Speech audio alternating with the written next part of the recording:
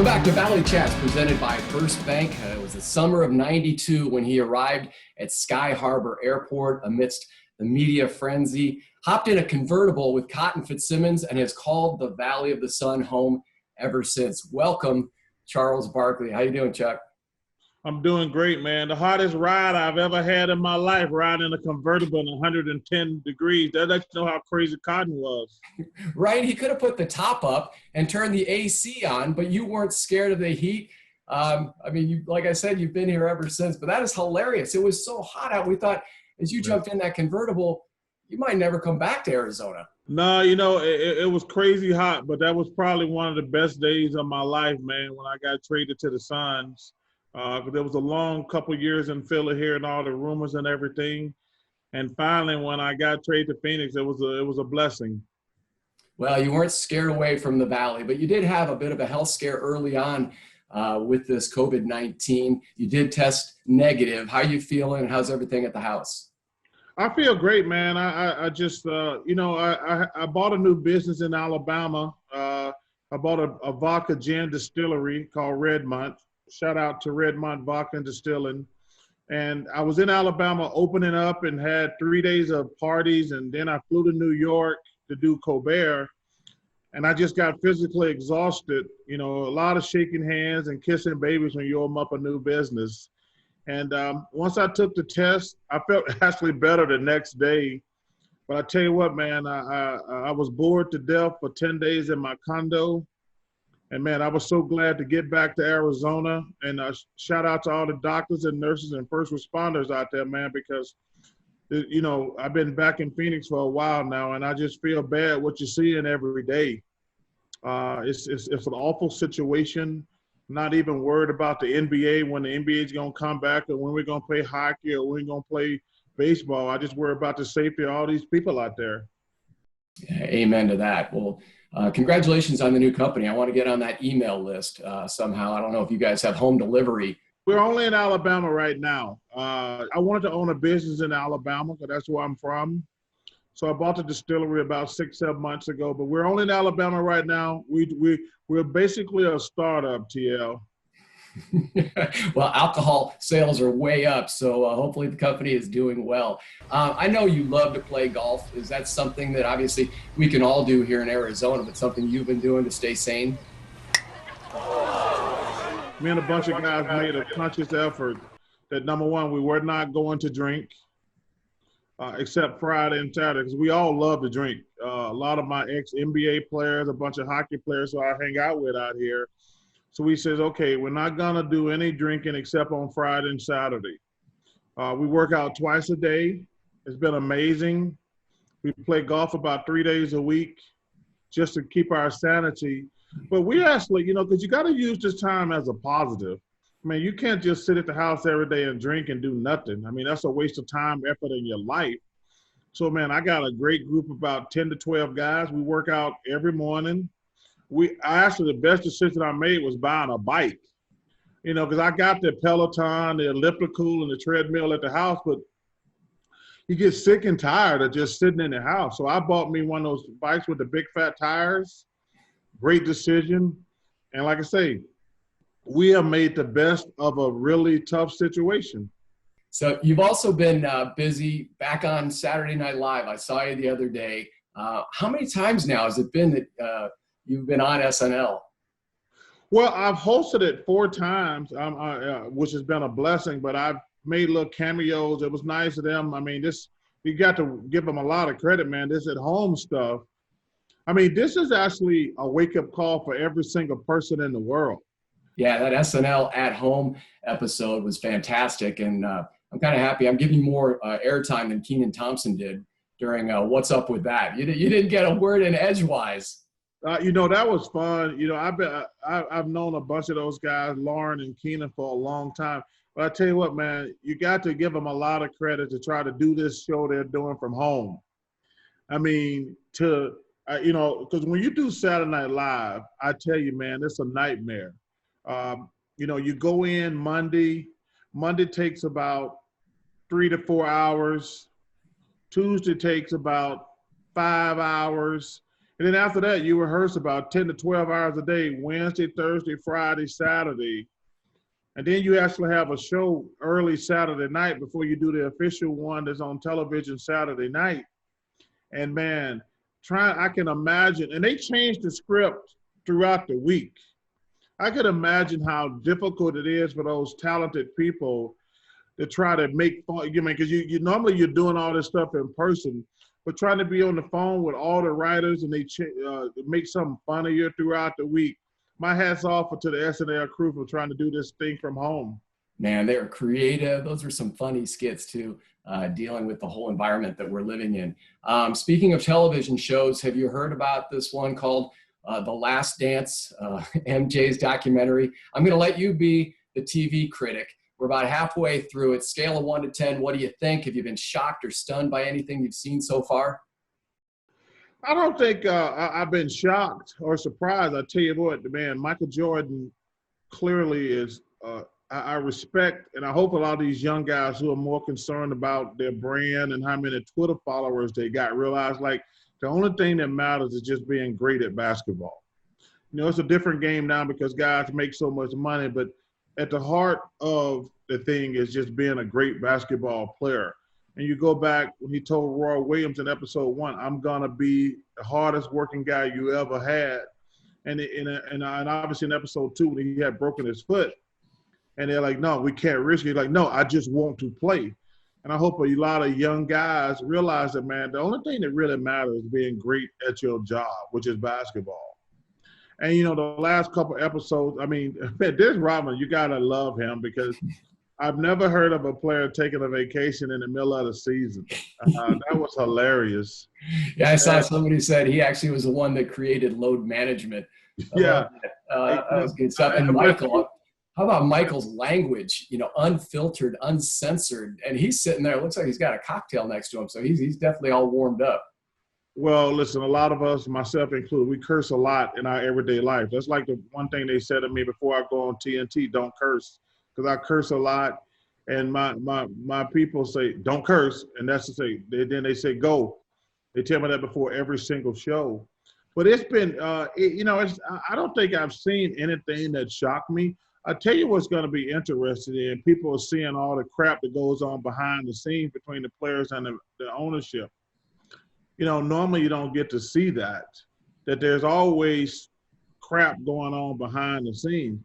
And I told my friends what's interesting about that is they're actually winning. Can you imagine how much crap goes on behind the scenes on other teams? That team had won 5 championships and they hate each other behind the scenes. And I tell you, because, you know, everybody want to make sports out to be like this perfect scenario. Everybody gets along well. The coaches love each other, and the players and the owners. It doesn't work like that at all. But that stuff is supposed to be kept in the locker room. That's one thing, you know, guys always talk about. You always keep all the stuff on a team in a locker room. And it's kind of exploding before our eyes. And like I say, the bad thing about it, people are going to see it's not all cake and roses. But you have to always, like I say, I tell people, hey, imagine if they didn't win 6 championships. I mean, it's crazy all the stuff they have behind the scenes. And that's the one thing that I'm probably going to be disappointed in the long run when all that stuff comes out. Charles, we're going to take a quick break here on Valley Chats, presented by First Bank. When we come back, we have a Suns season ticket holder who you know very well, and he's going to pose a question for Charles Barkley when we come back. I feel a transformation coming within our culture of our team, our city, and now our arena.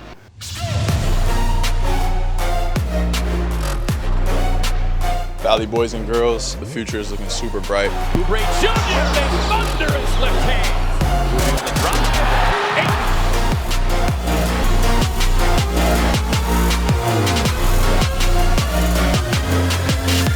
This is our house. Make this your house. Do you want to win free tickets to every Suns home game next season? Then just watch and win. Tune into the Suns Day Classic broadcast on Fox Sports Arizona and look for a special code word. Enter the code word online at suns.com/watch or on the Suns and Talking Stick Resort Arena app. Don't miss your chance to win 2 PayPal 6-man season ticket memberships for next season. Enter right now using the code word on the screen.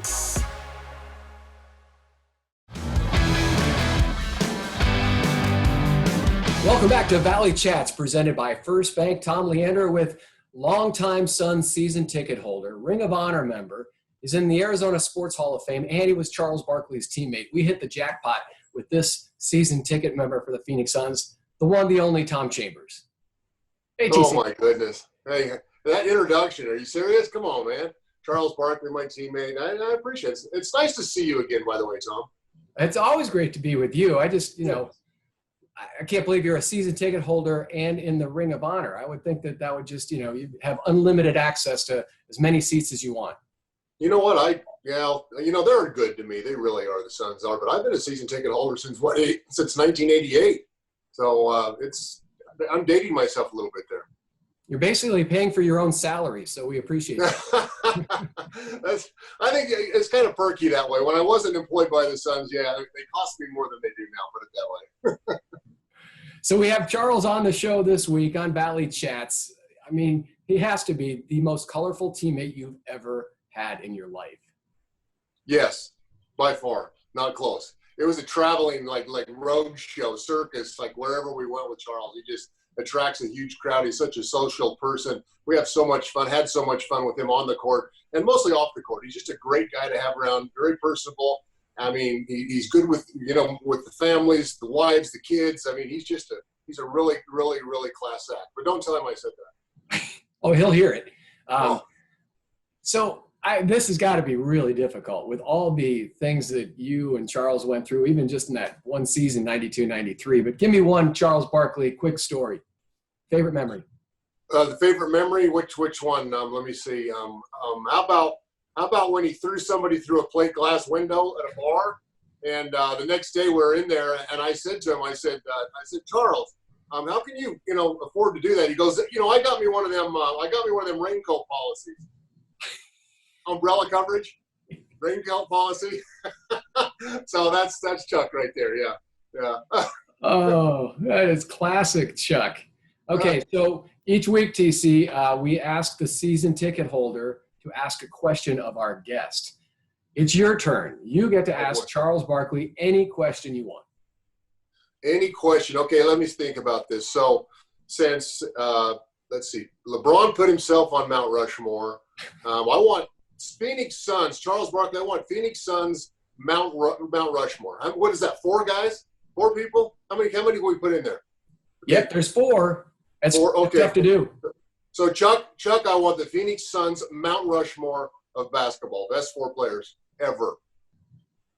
That's a great question. Now, the only thing I'm wondering and praying, because I have to continue working with you, if he doesn't put you on the mount, I may never see you again. Why is that? Because you'll be so depressed. Oh, if I'm not on it, you mean? Yeah. Well, if I am on it, the only reason he would put me on it is because he knows he's talking to me. That would be the only reason he would put me there. If he was talking to Joe Klein, he'd put Joe Klein on there, okay? Man, I can't wait for this commercial break that's coming up to end, because I can't wait for Charles's answer to Tom Chambers, Suns season ticket holders question, next on Valley Chats, presented by First Bank.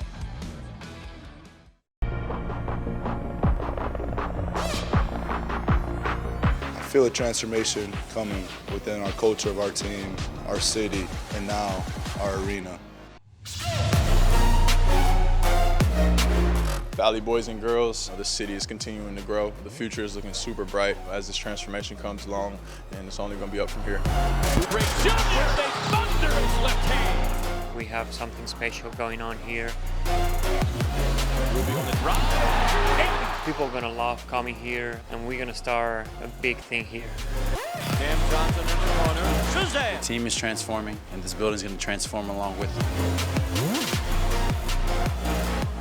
Baines takes it down and bunkers it. With a right-handed rim wrecker. This is our house. Make this your house.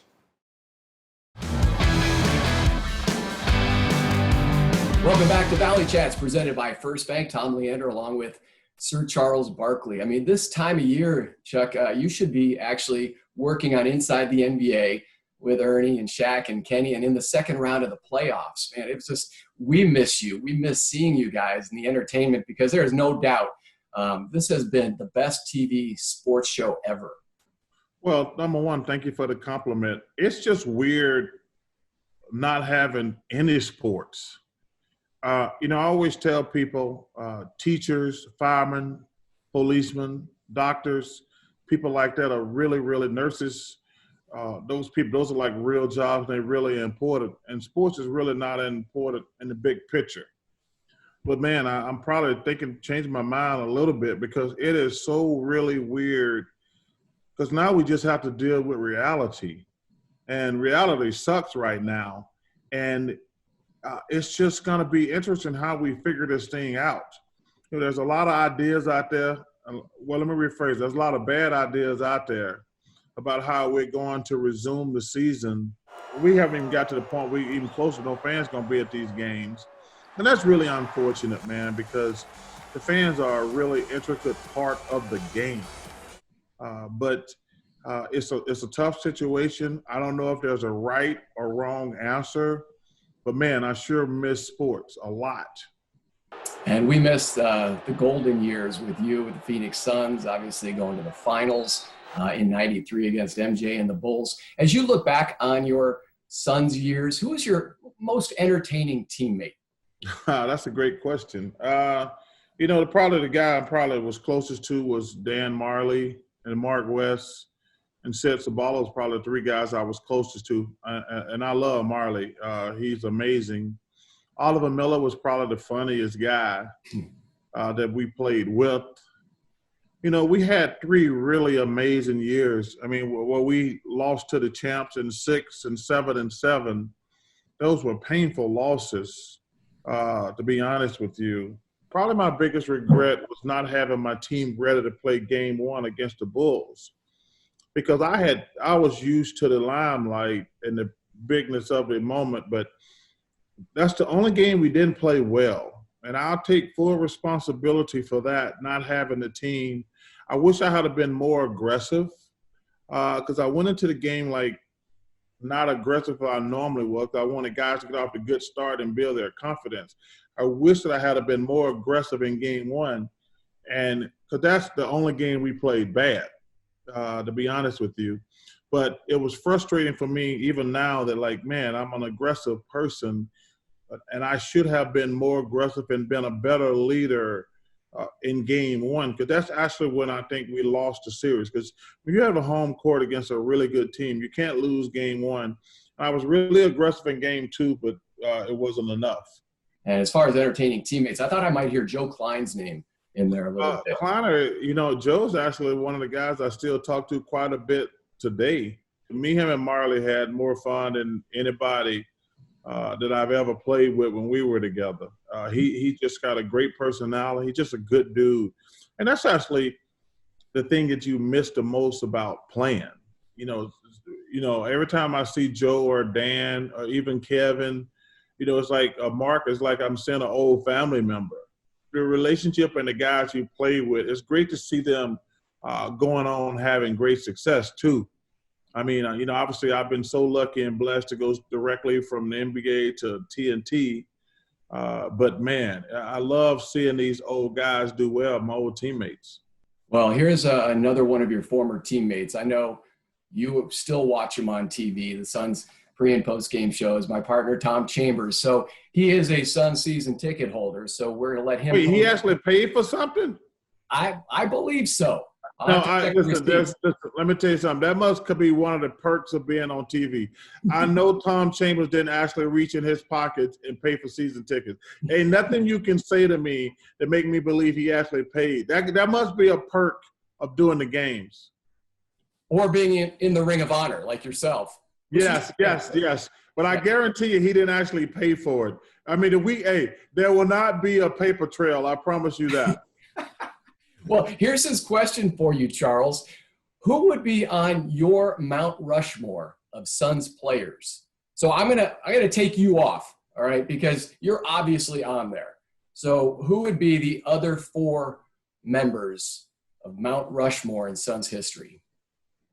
I think TC wants you to say him. Well, wasn't Tom like their first big-time free agent signing? Yep. So I think he was one of the real reasons the Suns became relevant before I got here. I mean, obviously, I got to put Alvin Adams on there, number one, because he's just a good man. So I'm going to go with Alvin Adams, KJ, Dan Marley. I'm going to put Tom on there because what he brought to the organization when he came to town. And I'll probably put Steve Nash to finish it off.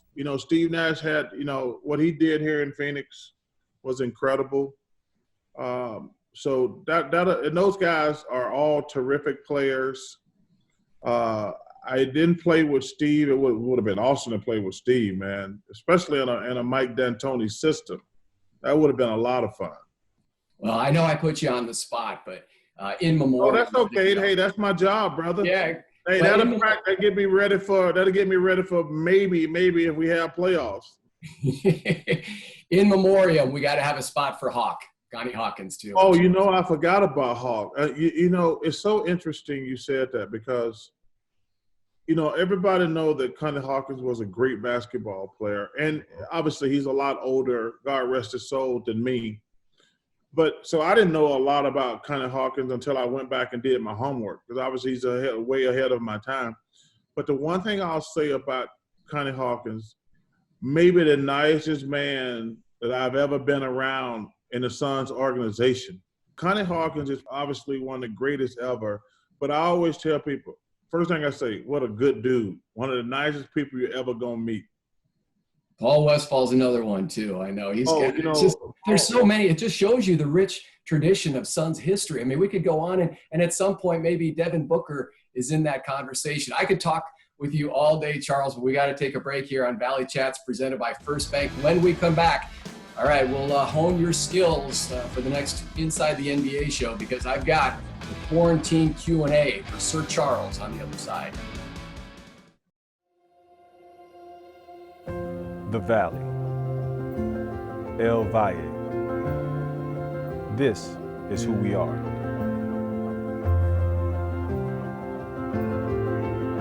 A community bound by perseverance and tested by life in the desert. We are fighters and innovators with the common goal of a better tomorrow. And when we get knocked down, we get back up. When we are challenged, we are ready. It's good! She got it! The GOAT delivers again! In dark times, we know that if we pull together, we will rise again. And together, we will be stronger. Because together, hope will thrive. Together, we are the Valley.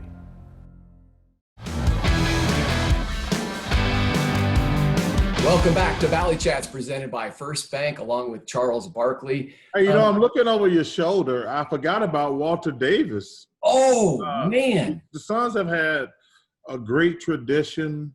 And I forgot about the great Walter Davis. I mean, I'm glad. Hey, don't ask me no more Mount Rushmore questions. I don't want to leave any more guys off. He's a little before my time. It's kind of like these fools on TV today. They think the NBA started like in the last 10 years because that's all they've been on television for the last 10 years. But there's so many. Nobody talks about how great Elgin Baylor and Jerry West was. I mean, both of those guys are incredible, and they're both incredible men. All right, you ready for this quarantine Q&A, Chuck? It's not like I got anything else to do. Perfect. I guess I'll take that as a yes. Best takeout place that you found during the quarantine? Baby K's Cajun Kitchen. But I go there a lot. Baby K's Cajun Kitchen and Pomo are my two places I try to support. One's in the neighborhood, but Baby K's Cajun Kitchen is my favorite takeout spot in AZ. Nice. All right. So if you had a choice during quarantine of two activities, one would be playing combat golf with Eddie Johnson, And I call it combat golf because the guy never stops disputing things on the course or talking. All right, so that's your first choice. Your second choice is to put on the camo, head up to the mountains of Utah, and go hunting with Tom Chambers, the tranquility of Utah. Which one do you choose? First of all, never mention tranquility and Tom Chambers in the same sentence. That's the ultimate oxymoron. I can play golf every day and be happy and content. I could. I love playing golf. Probably the greatest thing happened to me was getting traded to Phoenix, and amazing. Got to play with, because, you know, Phil Mickelson was the first person I started playing golf with a lot because Amy danced for the Suns. But, man, I love golf. But let me just tell you something. I've never been hunting, and the first time I go hunting is definitely not going to be with Tom Chambers. And I'm pretty sure you just called him a moron, which I love. I didn't call him a moron. No, I know. Listen, I'm not going hunting with Tom Chambers. Trust me. If you had to shelter in place, all right, stay in the house, not go out, not golf, not go to baby K's or anything, give me 3 athletes or entertainers you want to shelter in place with. Well, I had Guy Fieri on my podcast, Me and Ernest podcast last week. So I love guys. So you got to have somebody who can cook. Rory McIlroy, because he can give me golf tips and we can chip in my backyard. I got a great little area in my backyard. And probably Roger Federer, because I got a tennis court in my backyard also. I would love to hit balls with Roger Federer. Like, so if you get a guy gonna cook you 3 great meals a day, you can play tennis at night with Roger Federer, and you can work on your short game with Rory. I think that'll be a pretty good crew. That's why you're the best. You think of everything. Although there's no way you're going to return one of Federer's serves. No way. I will by the end of quarantine. Yeah. You know, I'm not going to, not the first couple of weeks. By the end of quarantine, I should be getting better. All right. Finally, quarantine Q&A. What is the best random act of kindness you have seen during this quarantine, Charles? We got so many amazing people in this world. I turn on the TV every single day, and there's some act of random kindness. You see where neighborhoods are going by, everybody's holding up a sign wishing some old person happy birthday or some young kid happy birthday, and you got 10, 15 cars and the kids all made up signs for somebody. Like, man, that's amazing to me. But I'm a firm believer. Like, I always believe good over evil. But unfortunately, in the society we live in, until something like this happens, people don't talk about the good stuff enough. Well, that is the perfect way to wrap up Valley Chats on a positive note with Charles Barkley. And, man, I cannot thank you enough for your time. Man, we're so proud that you're still here in Arizona. And, man, and plus, I hope to see you back on Inside the NBA on TNT sometime soon. Obviously, basketball not a priority. Everybody's health is. So blessings and love to you, Chuck, and your family. And well, I just want to say thank you, and I want to thank you for giving me a half an hour today to enjoy this conversation. Now I got nothing but 23 hours and another half an hour to blow. Work on your tennis skills, because Federer is just going to blow that serve right by you. Hey, man, thank you for having me. Thank you, Chuck.